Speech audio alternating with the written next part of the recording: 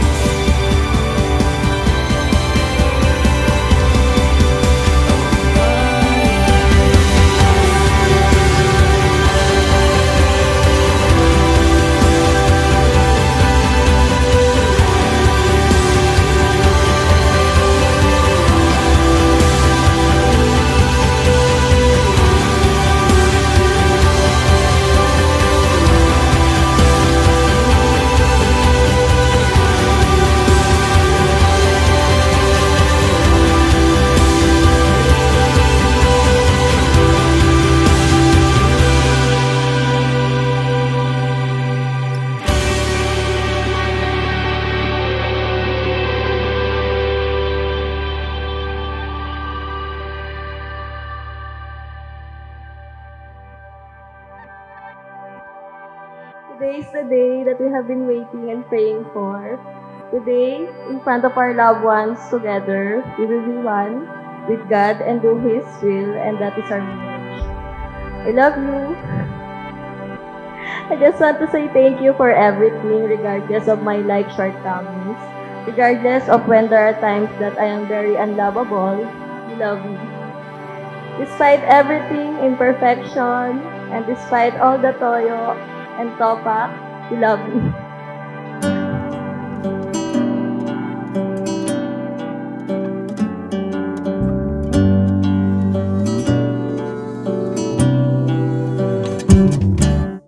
Di ko maipaliwanag ang nadarama, naglalaro sa aking isip, galak at kaba.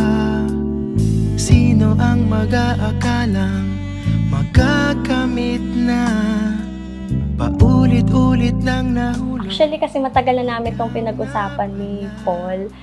So, parang before pandemic pa lang po, pinag-uusapan na namin ito. So, nung time na parang nararamdaman ko na magpo-propose si Paul, yun. Kumbaga parang sobrang importante itong araw na to para sa amin. Kasi ito talaga yung look forward namin. Matagal na ngang pinakahintay sa dama na tayo maghawa-kamay.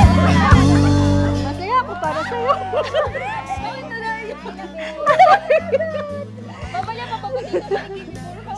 Hindi kasi alam ko masaya siya sa araw na to. Then alam ko na nasa tamang tao siya. So sana lang is lagi niyong i-gitna si Lord sa relationship ng dalawa. Basta masaya ako para sa inyo at para sa inyo ni Kuya Paul. To my husband to be, I love you. My gift symbolizes that in every walk of your life, Yon, I'll always be there with you. Baby, maraming salamat sa pagmamahal mo sa akin. 9 years of being together and now sabay tayong haharap sa dambana. Thank you and I love you always. Love you from your wife to be.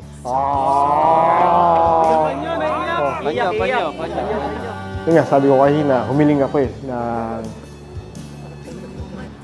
mga kakasama na mabait at na maunawain, mamahalin ako, tanggap ako na kung ano man ako at yung hindi kung ano mang meron ako. Baga, personalidad yung titignan. So, yun. So, binigay sa akin ni Lord si Jen na mapagmahal, maunawain, maalalahanin. So, yun nga, lagi pasalamat ko kay sa taas na si Jen ang binigay sa akin. Kasi ako, aminado ako na hindi ako, yung pagmamahal sa akin na binibigay ni Jen, hindi ko minsan na ibabalik sa kanya. Ang masasabi ko na salamat. Kasi, nanyak na ako. Yun nga, na si Jen, na binibigay sa akin. Walang salita na walang salita na mapag-describe. Pasasalamat ko. Yun lang ba sabi ko, salamat. Napapaisip ka po bakit po ito yung binigay ko sa'yo. Gintong kwintas. Ang ginto ay tumatanda at kumukupas. Pero, wait lang. Pero habang dumadaan ang panahon, lalong nagmamahal parang pag-ibig ko sa'yo. Tumanda man ako at kumupas man ang itsura natin. Patuloy akong magmamahal sa'yo. Kwintas, yayakapin kita at bibigyan ka ng init ng pagmamahal habang buhay. Cruz, sasamahan ka sa hirap at ginhawa kasama ng ating Panginoon sa bagong yugto ng ating buhay bilang iisa.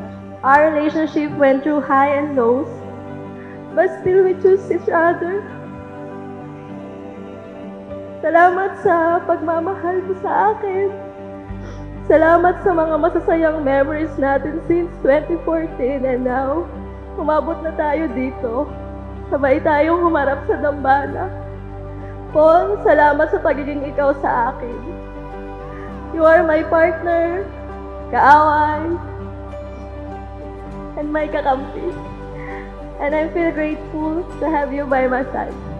Grisha, sumasang-ayon ka ba na maging asawa si Paul na narito ngayon, alinsunod sa batas at mga ilituntunin ng ating banal na simba? Opo, sumasang-ayon po.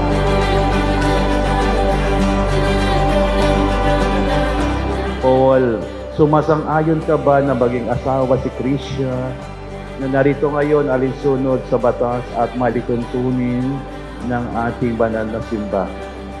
Opo, sumasang-ayon po.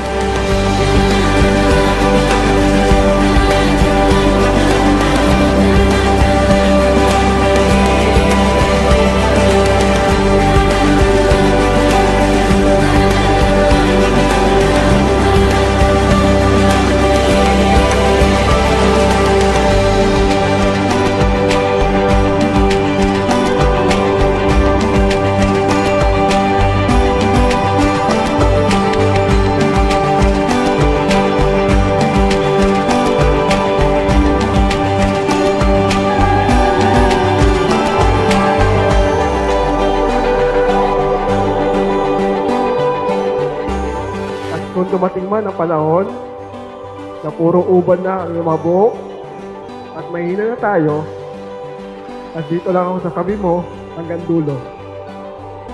Mahal na mahal kita, baby ko.